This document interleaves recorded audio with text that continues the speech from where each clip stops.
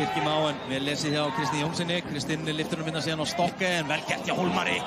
Kemst hérna fram fyrir hann. Þá Gylfi í stöðu, að leita eftir skotinu. Gylfi! Í stöngina!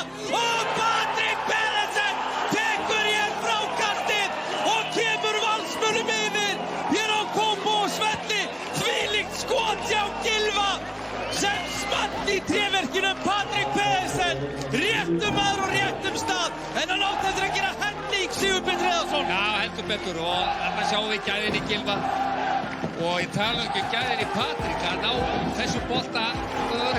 Þá koma Valsmenn, Adam Ægir hér á Aron gerir þetta skemmtilega, Aron Jónsson kominn á teiginn, reynir að setja fyrir markið og hér kemur síðan Gylfi og Gylfi skorar! Gylfi Þór Sigurðsson að 2 bolta forystu Vals hér, blikar gjörsamlega steinsofandi Sigurbjörn Hreiðarsson. Já, það er alveg hárrétt hjá þér og þetta er bara það sem hefur legið í loftinu, algjörlega. Blikarnir í 12 Þetta með sér í fyrstu atrinu. Kemur Kristinn Jónsson aftur. Kristinn reynir að píka honum á teiginn og hér er skotið og hér er stokkið og Kristinn Jónsson minnkar muninn. Já, lífið í sig í Kópavoginum. Kristinn Jónsson minnkar muninn fyrir Blika. Þetta er ótrúlega. Við erum að fara í eitthvað rosalega leik fyrir Sigurbjörn Hreiðarsson. Þetta var náttúrulega fyrir Blikana frábært. Lífsnauðsynlegt. Og nú er bara spurning hvernig Valur bregst við þessu. Því að þetta er gegn gangi leiksins.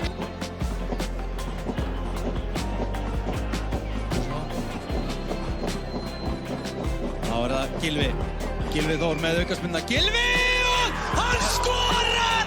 Gylfi Þór Sigurðsson kemur Val í 3-1, manni færri.